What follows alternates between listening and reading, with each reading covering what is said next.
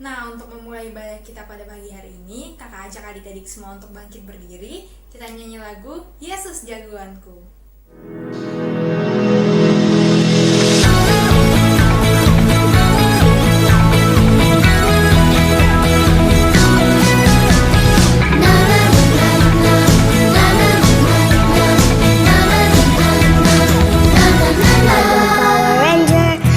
Doraemon, ada Captain Marvel, orang bilang dia hebat.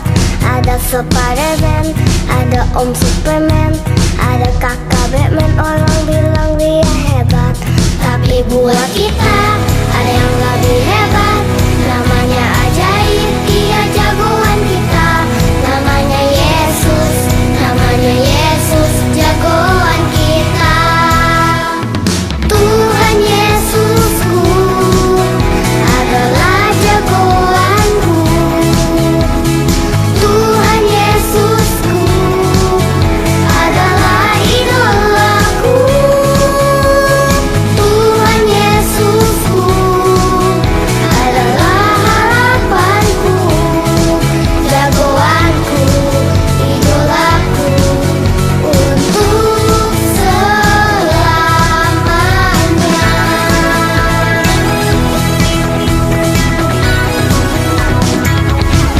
Ada Power Ranger, ada Doraemon, ada Captain Marvel, orang bilang dia hebat. Ada Spider-Man, ada Om Superman, ada kakak Batman, orang bilang dia hebat. Tapi buat kita ada yang lebih hebat, namanya ajaib, dia jagoan kita. Namanya Yesus, namanya Yesus, jagoan kita.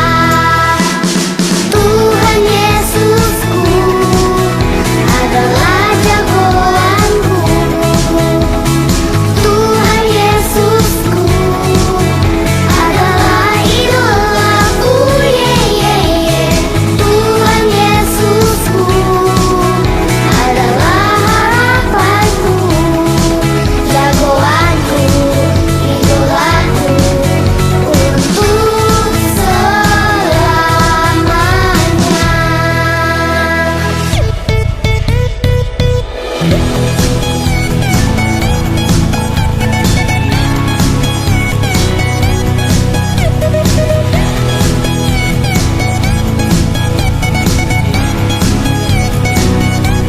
Ada Power Ranger, ada Doraemon, ada Captain Marvel, orang bilang dia hebat. Ada Spider-Man, ada Om Superman, ada kakak Batman, orang bilang dia hebat. Tapi buat kita ada yang lebih hebat, namanya ajaib, dia jagoan kita. Namanya Yesus, namanya Yesus, jagoan kita. Yesus, jagoan kita. Yesus, jagoan kita.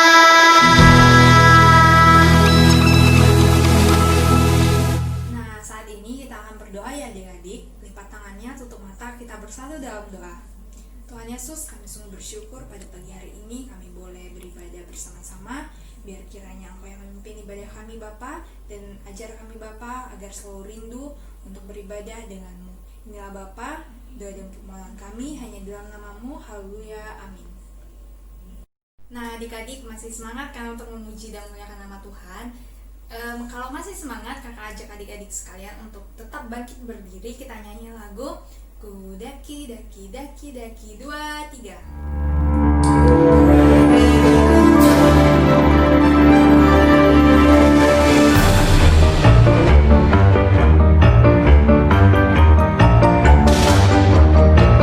Daki daki daki daki gunung yang tinggi, ku turun turun turun turun lembah yang dalam, ku melintasi padang rumput hijau terbentang. Yesus besertaku, terbang terbang terbang terbang luar angkasa.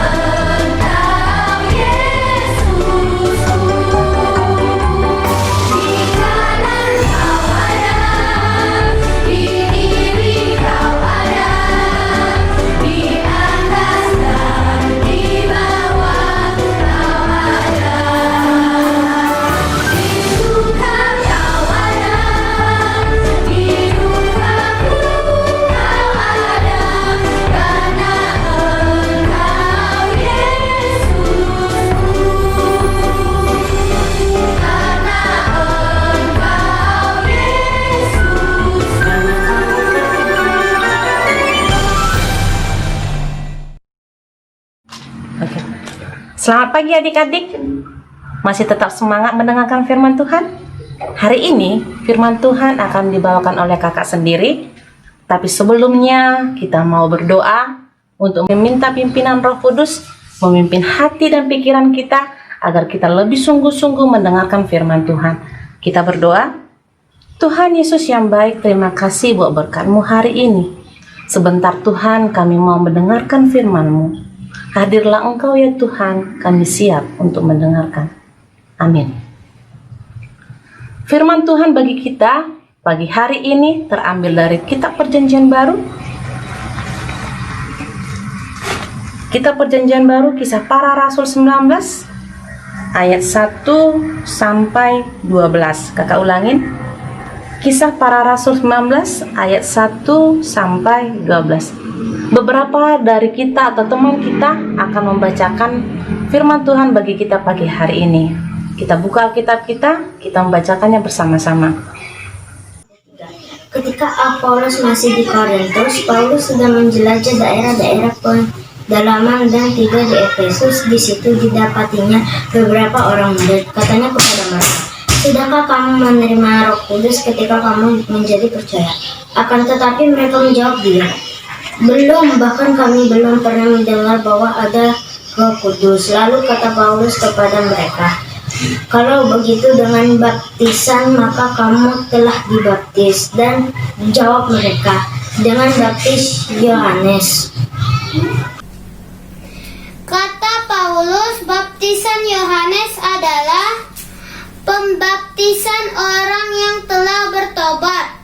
Dan ia berkata kepada orang banyak bahwa mereka harus percaya kepada Dia yang datang kemudian daripadanya, yaitu Yesus. Ketika mereka mendengar hal itu, mereka memberi diri mereka dibaptis dalam nama Tuhan Yesus. Dan ketika Paulus menumpang tangan di atas mereka, turunlah Roh Kudus ke atas mereka. Dan mulailah mereka berkata-kata dalam bahasa roh dan bernubuat. Jumlah mereka adalah kira-kira 12 orang. Selama 3 bulan Paulus mengunjungi rumah ibadat di situ dan mengajar dengan berani. Oleh pemberitaannya, ia berusaha meyakinkan mereka tentang kerajaan Allah. Tetapi ada beberapa orang yang tegar hatinya, mereka tidak mau diyakinkan. Malahan mengumpat jalan Tuhan di depan orang banyak. Karena itu Paulus meninggalkan mereka dan memisahkan murid-muridnya dari mereka. Dan setiap hari berbicara di ruang kuliah Tiranus. Hal ini dilakukannya 2 tahun lamanya, sehingga semua penduduk Asia mendengarkan firman Tuhan, baik orang Yahudi maupun orang Yunani. Oleh Paulus, Allah mengadakan mujizat-mujizat yang luar biasa. Bahkan, orang membawa sapu tangan atau kain yang pernah dipakai oleh Paulus dan meletakkannya atas orang-orang sakit. Maka lenyaplah penyakit mereka dan keluarlah roh-roh jahat. Amin. Firman Tuhan bagi kita hari ini bercerita tentang perjalanan Paulus di Efesus. Kakak mau bertanya nih, adik-adik pernah nggak bercerita dengan mamanya? Atau papanya? Atau kakaknya? Atau adiknya? Atau temannya? Pernah kak? Kira-kira apa sih ceritanya? Adik-adik bercerita mungkin tentang sekolahnya, pelajaran di sekolah, teman barunya, atau permainan yang barusan dibeli oleh orang tuanya. Ketika kita bercerita dengan teman kita atau dengan orang tua kita, tetapi mereka tidak mau mendengarkan, apa yang adik-adik rasakan? Kesal kak? Marah? Terkadang keluar perkataan kita, "Aku tidak mau lagi cerita sama mama. Aku tidak mau lagi cerita denganmu." Firman Tuhan bagi kita juga bercerita tentang Rasul Paulus, atau kita panggil saja dengan Om Paulus. Om Paulus melakukan perjalanannya dari satu daerah ke daerah yang lain. Tibalah dia di satu daerah yang namanya Efesus. Di sana dia bertemu dengan beberapa orang murid. Kemudian dia mulai bertanya dengan dua pertanyaan. Yang pertama, dia bertanya, "Sudahkah kamu menerima Roh Kudus? Ketika kamu menjadi percaya?" Mereka menjawab, "Belum. Bahkan kami belum pernah mendengar bahwa ada Roh Kudus." Yang kedua, "Kalau begitu, dengan baptisan manakah kamu telah dibaptis?" Jawab mereka, "Yaitu baptisan Yohanes." Adik-adik pernah nggak dibaptis? Pernah, Kak? Waktu kecil atau waktu bayi? Om Paulus bercerita di sini menjelaskan tentang baptisan. Baptisan yang pertama yaitu baptisan Yohanes. Baptisan Yohanes adalah baptisan untuk orang-orang atau mengajak orang-orang untuk bertobat. Tetapi Paulus juga menjelaskan tentang baptisan dalam nama Tuhan Yesus. Baptisan Yesus adalah baptisan bagi orang-orang yang percaya kepadanya untuk menerima keselamatan. Pesan Yesus kepada murid-muridnya sebelum dia terangkat ke sorga. Kita buka Alkitab kita, yaitu Matius 28 ayat 19 sampai 20. Tertulis, "Karena itu pergilah, jadikanlah semua bangsa muridku, dan baptislah mereka dalam nama Bapa dan Anak dan Roh Kudus. Dan ajarlah mereka melakukan segala sesuatu yang telah kuperintahkan kepadamu. Dan ketahuilah, aku menyertai kamu senantiasa sampai kepada akhir zaman." Om Paulus di situ bercerita kepada beberapa murid di sana. Banyak di antara mereka mendengar dan menerima untuk dibaptis. Tapi adik-adik, banyak juga di antara mereka mulai mengumpat atau mengejek seperti yang tertulis pada Kisah Para 19 ayat 9. Tetapi ada beberapa orang tegar hatinya. Mereka tidak mau diyakinkan, malahan mengumpat jalan Tuhan. Mengumpat sama dengan mengejek. Mereka sebagian ada juga mengejek. Pertanyaannya, apakah Om Paulus kecewa, marah, atau menyerah? Jawabannya adalah tidak. Om Paulus tidak menyerah.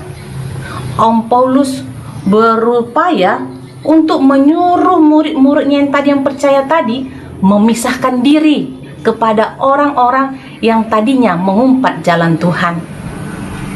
Kenapa? Karena orang-orang yang tadinya mengumpat bisa jadi mempengaruhi murid-murid yang percaya tadi. Apa yang terjadi kalau mereka terpengaruh? Yang ada mereka berbalik mengikuti jalan itu, mengumpat jalan Tuhan. Itu yang ditakutkan Om Paulus. Sama halnya dengan adik-adik. Ketika adik-adik sudah berubah, yang dari tadinya tidak rajin menjadi rajin. Tapi ketika kita berteman dengan orang yang tidak rajin, apa yang terjadi adik-adik? Kita mulai terpengaruh. Kita mulai lagi balik lagi tidak rajin, malas belajar. Ini yang ditakutkan oleh Om Paulus. Kemudian ada dua hal yang perlu kakak sampaikan bagi kita pagi hari ini, yaitu yang pelajaran yang perlu kita ambil dari firman Tuhan pagi hari ini. Yang pertama, kita itu harus bersyukur. Bersyukur karena kita percaya kepada Tuhan Yesus. Kita percaya dari mana, Kak? Mungkin kita percaya dari cerita lewat orang tua. Kita percaya lewat cerita dari kakak layan di gereja, atau pendeta, atau guru agama yang ada di sekolah. Yang kedua, kita harus menjadi tetap semangat, tidak menyerah, dan bertanggung jawab. Karena setiap tantangan yang kita hadapi, kita harus melawan, kita harus tetap semangat seperti Om Paulus yang tetap semangat, tidak menyerah, dan bertanggung jawab. Di akhir ibadah ini, kakak akan berikan sebuah aktivitas. Nanti bisa adik-adik lihat, ada beberapa kolom, ada 2 kolom di situ. Kolom kanan ada kalimat, kolom kiri itu ada gambar. Di sana nanti adik-adik diberi tugas, yaitu menghubungkan kalimat yang di sebelah kiri ke gambar yang di sebelah kanan. Adik-adik kan mencocokkan yang mana yang terbaik. Kakak harap kita tetap semangat, selamat bekerja. Terima kasih, Tuhan Yesus memberkati.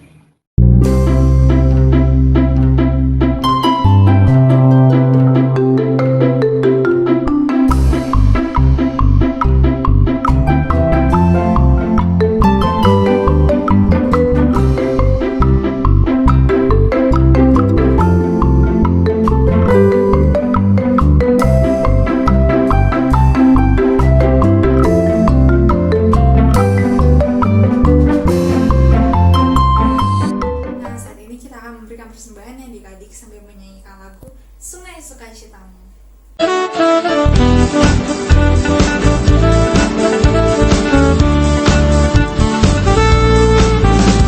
Sungai sukacitamu mengalir dalamku. Oh yes, yes, yes, yes. Anggur sukacitamu melimpah dalamku.